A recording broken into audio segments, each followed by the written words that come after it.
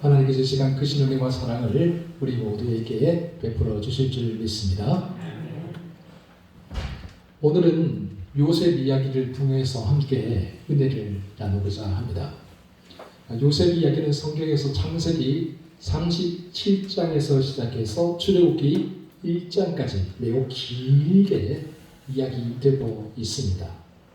그만큼 요셉이라는 인물이 중요한 인물이다라는 것을 우리가 알 수가 있고, 또한 그 누구보다도 파란만장한 삶을 살았다라는 것을 우리가 알 수가 있죠.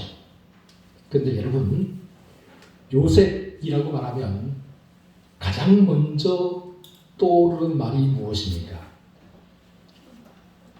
여러 가지가 있겠지만 저는 가장 먼저 꿈꾸는 사람이라는 그런 말이 떠오릅니다. 오늘 본문도 이 사실을 말해주고 있죠. 우리 본문 19절 다 함께 읽어보도록 하겠습니다. 19절 시작. 서로 이르되 꿈꾸는 자가 오는도다. 아멘. 여러분, 요셉의 별명은 꿈꾸는 사람이었습니다. 그렇다면 구체적으로 요셉이 꾸었던 꿈은 어떤 꿈이었고, 그 꿈을 이루기 위해서도 요셉은 어떤 삶을 살았으며, 그 꿈이 이루어지고 난 다음에 그는 또한 어떤 모습을 보여주었을까요? 먼저 요셉이 꾸었던 꿈에 대해서 한번 살펴보도록 하겠습니다. 어느 날 요셉이 꿈을 꾸게 됩니다. 형님들, 지난밤 내 꿈에 우리가 밭에서 곡식단을 묶고 있었는데 네 단이 일어서고 형님들의 단이 네 단 주위를 빙 둘러쓰더니 네 단에게 절을 했습니다. 형들이 요셉의 이 꿈을 듣고 난 다음에 마음속으로 굉장히 언짢아 했습니다. 안 그래도 아버지 야곱이 요셉만을 특별하게 편애를 내서 미워 죽겠는데, 이런 꿈까지 꾸고 나서 자랑하듯이 말을 하니까 요셉이 더더욱 미워 죽을 지경이었습니다. 창세기 37장 8절을 보면 이렇게 되어 있습니다. 그의 꿈과 그의 말로 말미암아 그를 더욱 미워하더니. 그런데 요셉의 꿈이 이렇게 단 한 번으로 끝난 것이 아닙니다. 어느 날 또 요셉이 꿈을 꾸었습니다. 이번에는 하늘의 해와 달과 열한 별이 요셉에게 절을 하는 꿈이었습니다. 요셉이 이 꿈을 이야기하자 이 꿈을 가만히 듣고 있던 아버지 야곱이 요셉을 나무랐습니다. 너가 꾼 꿈이 무엇이냐? 참으로 우리 모두가 땅에 엎드려서 너에게 절을 한단 말이냐? 요셉의 꿈 이야기를 들은 형들은 속이 부글부글 끓어올랐습니다. 형들은 요셉이 꿈을 꾸고 난 다음에 보여주는 교만한 말과 거만한 행동들, 요셉의 모든 것 하나하나가 다 마음에 안 들었던 것이죠. 여러분, 17살 요셉, 그는 꿈꾸는 사람이었습니다. 17살 요셉, 그는 분명 꿈의 사람이었습니다. 그리고 요셉이 꾼 꿈은 하나님이 주신 꿈이자 비전이었습니다. 하나님의 뜻과 계획을 요셉에게 미리 보여준 예지몽이었던 것이죠. 그러나 요셉은 자기가 꾼 꿈을 하나님의 시선과 하나님의 마음으로 바라보지를 않고 자신의 생각과 자신의 감정대로 해석해버렸습니다. 아직 이 꿈을 받아들일 만큼 그릇이 준비되지 않았던 것이죠. 그러자 요셉을 향해 품고 계신 하나님의 뜻과 계획이 나타나는 것이 아니라 요셉 자신의 욕심과 야망, 교만과 자랑이 드러나고 말았습니다. 그래서 17살 철부지 요셉의 이런 말과 행동들은 형들에게 상처를 주었고, 가정 내의 불화와 다툼, 분열과 증오의 씨앗이 되어버리고 말았습니다. 여러분, 꿈이 있다는 것은 분명 좋은 일입니다.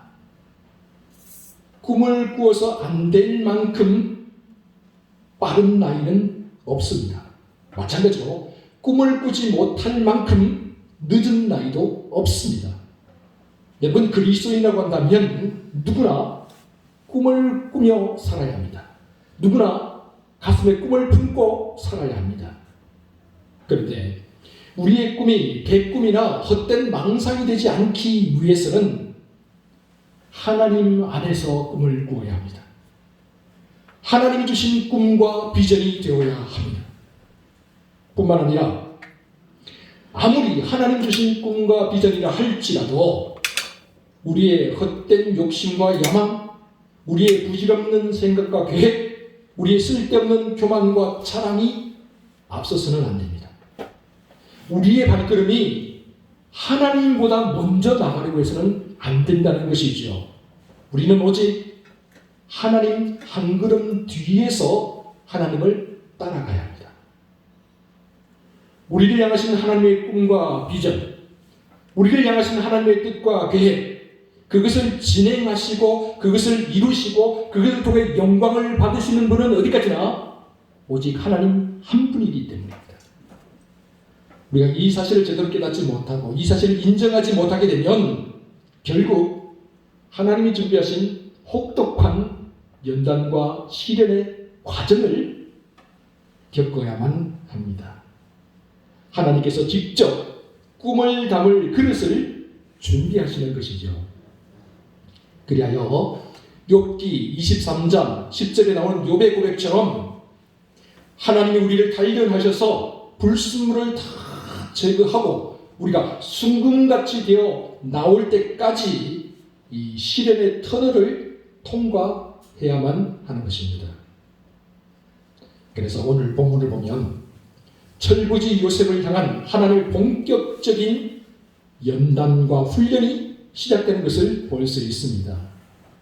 하나님께서 요셉의 꿈을 담을 그릇을 준비하기 시작한 것이죠. 야곱과 그의 가족들이 헤브론에 머물 때였습니다. 요셉의 형들이 양떼를 친 목조지를 찾아서 세겜으로 이동을 하게 되었습니다. 세겜으로 가서 양떼를 치고 있는 이 아들들이 어떤지 궁금했습니다. 그래서 야곱이 자기에게 되는 요셉을 형들에게로 보내서 네가 좀 가서 보고 와라, 그렇게 말을 했죠. 요셉이 세겜으로 형들을 찾아갔습니다. 그런데 요셉이 세겜에 도착했을 때는 이미 형들이 목초지를 찾아 또다시 도단이라는 곳으로 이동을 한 뒤였습니다. 그래서 요셉이 다시 도단으로 가게 됩니다. 그런데 요셉이 가까이 오기도 전에 형들이 저 멀리서 다가오는 사람이 요셉이라는 것을 금방 알아봤습니다. 왜냐하면요, 아버지 야곱의 유별난 편애를 받고 있었던 요셉은 다른 사람들과는 달리 알록달록한 채색 옷을 입고 있었기 때문입니다. 다가오는 동생 요셉을 알아본 형들은 처음에는 마침 잘되었다, 이번 기회에 저 꿈쟁이 요셉을 죽여버리자 라고 그렇게 마음을 먹었습니다. 그러면서 그들은 이렇게 말을 하죠. 우리 본문 20절 같이 한번 읽어보도록 하겠습니다. 20절입니다. 시작. 자, 그를 죽여 한 구덩이에 던지고 우리가 말하기를 악한 짐승이 그를 잡아먹었다 하자. 그의 꿈이 어떻게 되는지를 우리가 볼 것이니라 하는지라. 아멘. 여러분, 형들이 말합니다. 그의 꿈이 어떻게 되는지를 우리가 한번 지켜보자. 이처럼 철부지 요셉이 보여주었던 교만한 말과 거만한 행동으로 말미암아서 요셉의 꿈과 비전이 혹독한 시련을 만나게 된 것입니다. 형들은 요셉이 다가오자 그를 잡아서 그가 입고 있던 채색 옷을 벗기고 요셉을 잡아서 비와 물을 가두어두는 웅덩이에다가 던져버렸습니다. 그리고 요셉을 죽일 것인가 살릴 것인가를 의논하죠. 그러나 형들이 마음속에 양심이 있는 거예요. 저 옛날 가인이 동생 아벨을 죽였던 것처럼 우리의 손으로 동생을 죽이는 그런 비극을 다시 되풀이할 수는 없다. 그래서 어떻게 합니까? 마침 그때 애굽으로 내려가는 이스마엘 사람들, 미디안 상인들이 있었습니다. 그 상인들에게 은 20을 받고 요셉을 노예로 팔아들였습니다. 이렇게 해서 요셉은 졸지에 하루아침에 사랑받는, 지극히 사랑받는 아들의 위치에서 쇠사슬에 묶여서 노예로 팔려가는 신세가 되어버렸습니다. 형들의 말처럼 요셉의 꿈과 비전이 엄청난 시련 앞에 놓이게 된 것이죠.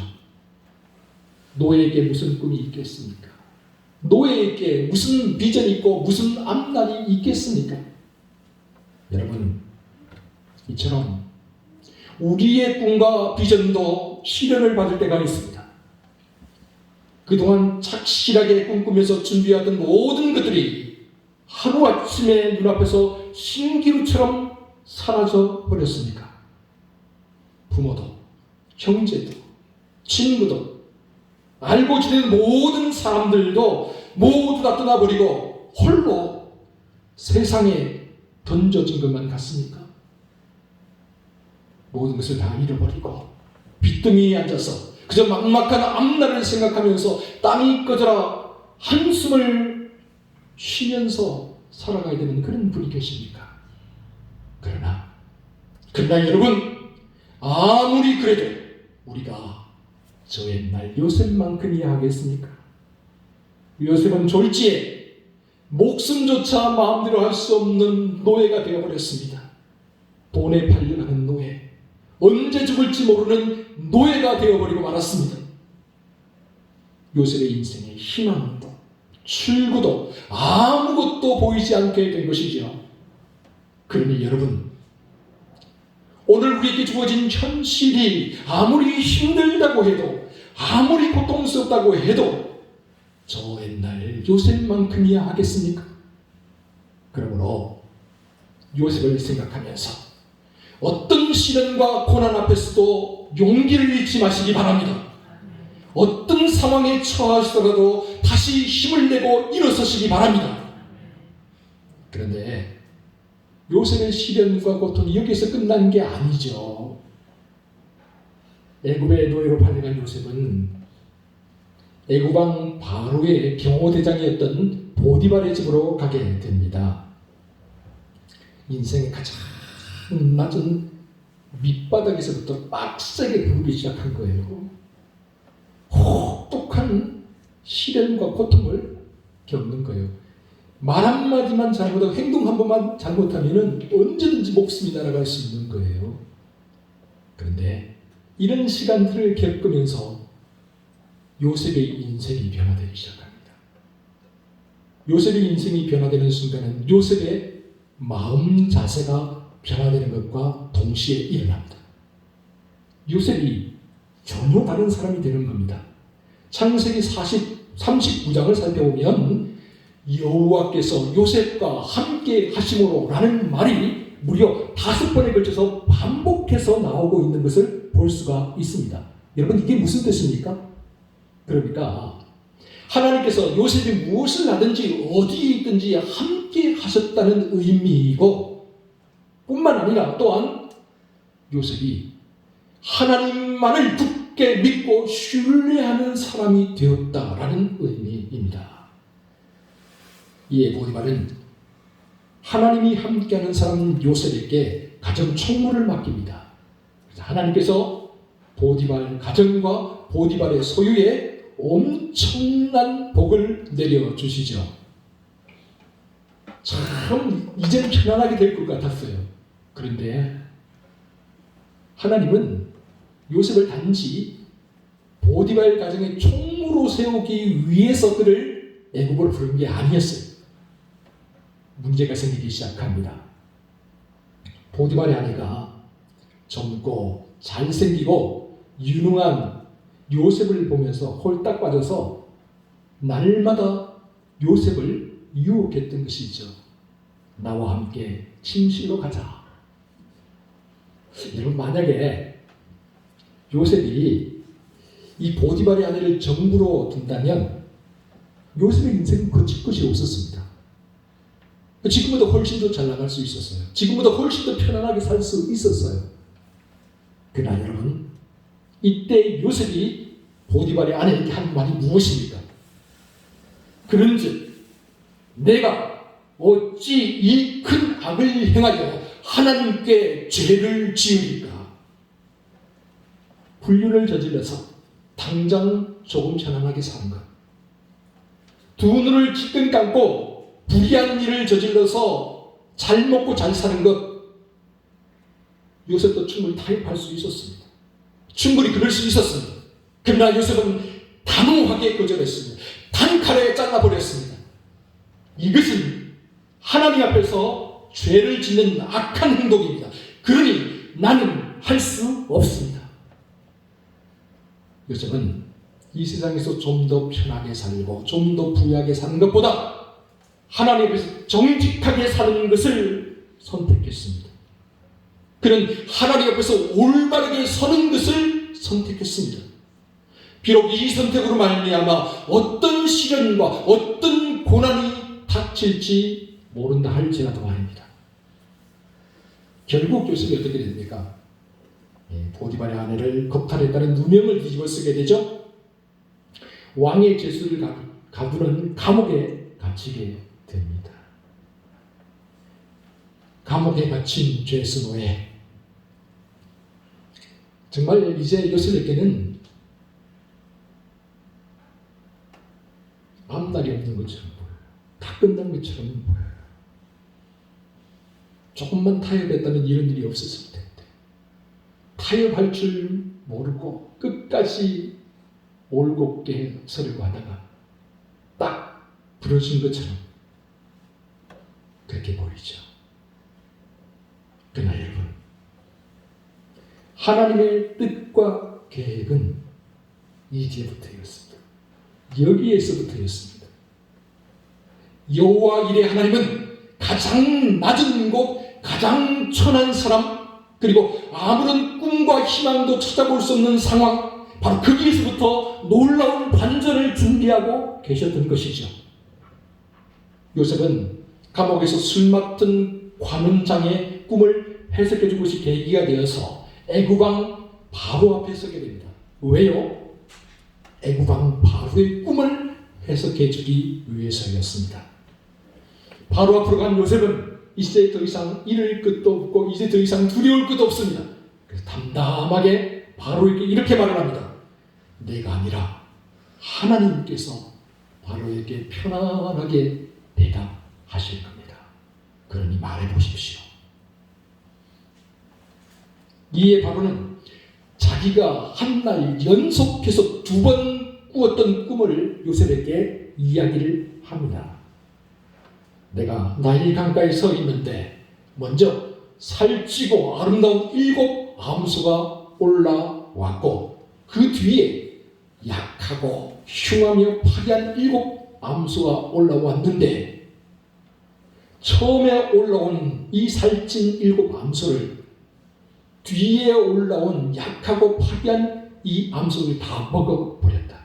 이것이 첫 번째 꿈이고, 두 번째 꿈은 또 내가 보니 먼저 한 줄기에서 무성하고 풍성한 7 이삭이 나왔고 그 후에 또 다른 한 줄기에서 가늘고 동풍에 마른 7 이삭이 나왔는데 뒤에 나온 가늘고 동풍에 마른 7 이삭이 앞에 나온 무성하고 충실한 7 이삭을 모두 삼켜버렸다. 도대체 이게 무슨 꿈이란 말이냐? 한때 꿈을 꾸었던 사람 요셉은 이제는 꿈을 해석하는 사람이 되었습니다. 한때 교만하고 거만했던 모습은 온데간데 없어졌고 이제는 온전히 하나님만을 의지하는 사람, 꿈의 사람이 되었습니다. 꿈의 사람 요셉은 바로의 꿈을 완벽하게 해석을 했고 뿐만 아니라 그 꿈에 대한 해결책까지도 완벽하게 제시를 했습니다. 그래서 요셉의 말을 듣고 있던 바로의 입이 쩍 벌어집니다. 그리고 감탄과 놀라움에 이렇게 외치게 되죠. 이와 같이 하나님의 영에 감동된 사람을 우리가 어디에서 찾을 수 있겠느냐. 하나님을 모르는 애국왕 바로조차도 요셉이 하나님의 영에 감동된 사람, 하나님의 손에 붙들린 사람처럼 보였던 것입니다. 이에 바로는 꿈의 사람, 하나님의 사람 요셉을 애굽의 국무총리로 세웠습니다.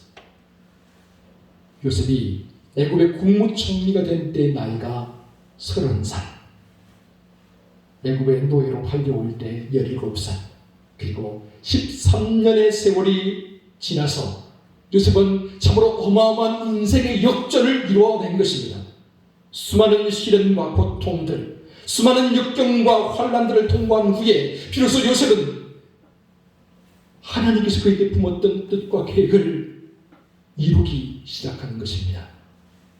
그렇습니다, 여러분. 요셉이 국무총리가 된 것은 끝이 아니라 단지 시작에 불과했다라는 사실이죠. 하나님은 요셉을 단지 높은 자리에 앉히고 많은 재물들을 가지고 부귀와 권세를 누리면서 살도록 하기 위해서 그에게 비전과 꿈을 주신 것이 아니었습니다. 하나님은 요셉이 혼자 잘 먹고 잘 살고 사람들로부터 존경과 부름을 받으며 살라고 그를 애굽의 국무총리로 세워준 것이 아니었습니다. 하나님은 이런 것들보다 훨씬 크고 원대한 꿈과 비전을 요셉에게 품고 계셨습니다. 요셉이 바로의 꿈을 해석한 대로 7년 동안 엄청난 풍년이 들었습니다. 요셉은 7년 풍년 기간 동안 곡식들을 잘 저장해 두었습니다. 왜냐하면 이 7년 풍년이 지나고 나면 7년 흉년이 다가오기 때문입니다. 정말 요셉의 꿈을 해석한 대로 7년 풍년이 지나자 신기하게도 기가 막히게도 극심한 흉년이 시작되었습니다. 애굽 땅과 가나안 땅과 전 세계 사람들이 굶주리기 시작했습니다. 그러자 사람들이 애굽에 양식이 있다는 소식을 듣죠. 양식을 가진 요셉에게로 사람들이 몰려들기 시작합니다. 먼저 애굽 사람들은 양식을 사기 위해서 요셉에게 돈과 보석을 갖다 바칩니다. 흉년이 더 심해지자 이번에는 가축을 갖다 바칩니다. 흉년이 더 심해지자 이번에 땅을 갖다 바칩니다. 그래도 먹을 것이 없어지자 나중에는 자기들의 몸까지도 바치게 됩니다. 그런데 중요한 사실은 요셉은 이 모든 것들을 통해 자기 자신의 사리 사욕을 챙기지 않았다는 사실입니다. 이 모든 것들을 애굽 왕 바로에게 돌려서 바로가 강력한 왕권을 가지게 했습니다. 뿐만 아니라 애굽의 토지법을 세워서 백성들이 비록 소장농이 되었지만 편안하게 먹고 살 수 있도록 배려해 주었습니다. 애굽의 국무총리, 1인 지하 만인 지상의 자리. 요셉은 애굽의 2인자였기 때문에 모든 것을 자기 마음대로 할 수 있었습니다. 얼마든지 그럴 수 있었습니다. 그러나 그는 절대로 자기에게 주어진 권력과 힘을 남용하지 않았습니다. 오히려 사람들을 살리고 법과 질서를 세우고 공의를 지키는데 그에게 주어진 자리와 위치를 사용했습니다. 그리고 기근과 흉년은 가나안 땅에 살고 있던 아버지 야곱과 형제들을 만날 수 있는 계기를 만들어 주었죠. 요셉의 마음속에 있는 아직도 해결되지 않았던 단 한 가지 문제, 바로 형들과의 문제 아니겠습니까? 가족들과의 문제 아니겠습니까? 극심한 기근으로 말미암아서 형들이 양식을 사기 위해서 애굽으로 내려옵니다. 요셉을 만나게 되죠. 그런데 여러분, 요셉이 형들을 만났을 때 형들이 요셉 앞에 머리를 조아리며 자신들이 저지른 지난날의 잘못을 생각하며 두려움과 공포에 떨고 있을 때 요셉이 형들에게 한 말이 무엇입니까? 창세기 45장 5절입니다. 당신들이 나를 이곳에 팔았다고 해서 근심하지 마소서. 두려워하지 마소서. 하나님이 생명을 구원하시려고 나를 당신들보다 먼저 이곳으로 보냈습니다. 여러분, 요셉은 복수하지 않았습니다. 오히려 요셉은 형들을 구해주었습니다. 아버지 야곱을 비롯하여 이스라엘 백성 전체를 구해주었습니다. 그리하여 아버지와 형들뿐만 아니라 세상 모든 사람들이 요셉 앞에 머리를 숙이고 무릎을 꿇게 되었습니다. 마침내 하나님께서 요셉에게 주신 꿈과 비전이 이루어지게 된 것이지요. 이처럼 꿈의 사람 요셉, 그는 결코 사사로운 원한이나 사사로운 욕심, 지난날의 상처나 아픔에 얽매여서 살지 않았습니다.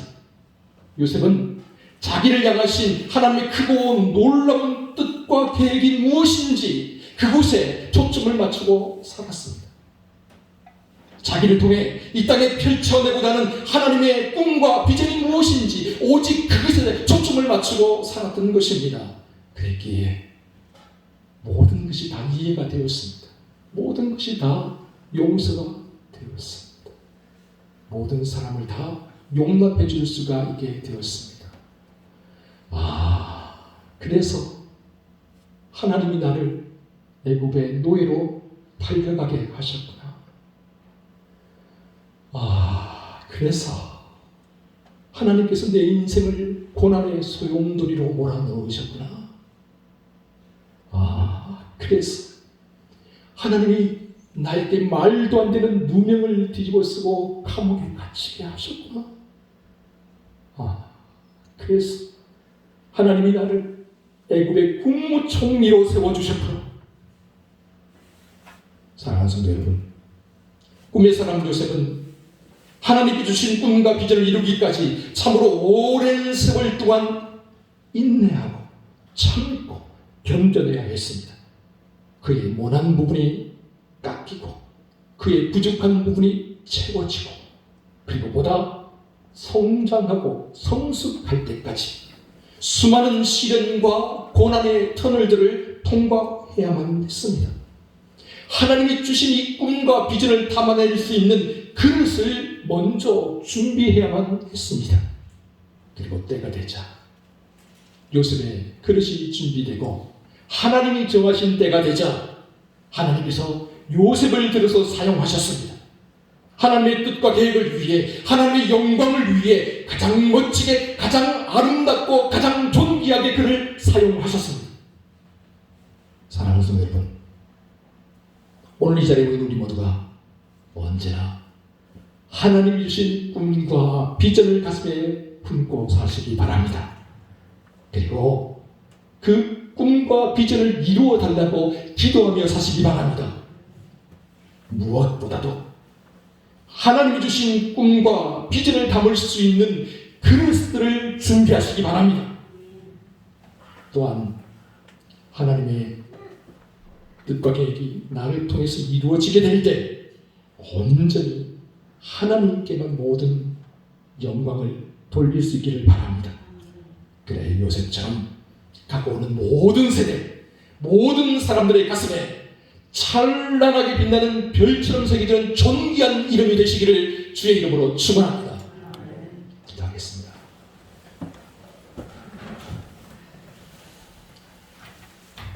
꿈의 사람 요셉, 그러나 그 꿈이 이루어지기까지 쉽지 않았습니다. 참으로 오랜 세월 연단과 훈련과 고난의 시간들이 필요했습니다. 그리고 요셉의 그릇이 준비되었을 때 하나님께서 그를 멋지게 사용하십니다. 요셉이 얼마나 포기하고 싶었을까요? 얼마나 힘들었을까요? 그 모든 세월들 견디고 참고 인내하고 하나님의 뜻을 쫓아갔더니 마침내 하나님의 그를 존귀하게 아름답게 사용해 주셨습니다. 주님, 우리 양동 가족들 모두가 이 땅을 떠나는 마지막 순간까지 하나님을 향한 꿈과 비전을 가슴에 품고 살게 하여 주시옵소서. 그리고 그 꿈과 그 비전이 하나도 남김없이 내가 마지막 숨을 쉬는 순간까지 이루어지게 달라고 기도할 수 있는 저희들 모두가 되게 하여 주시옵소서. 그래서 하나님의 손에 멋지게 사용되고 내가 한 인생 여기에서 멋지게 살다가 하나님 품으로 돌아가노라고 그렇게 고백할 수 있는 우리 모두가 될 수 있도록 도와주시옵소서. 뿐만 아니라 모든 존귀와 영광 하나님께 돌리며 살아가는 우리 모두가 되게 해 주시옵소서. 이 모든 말씀 우리 구주 예수 그리스도의 이름으로 기도합니다. 아멘.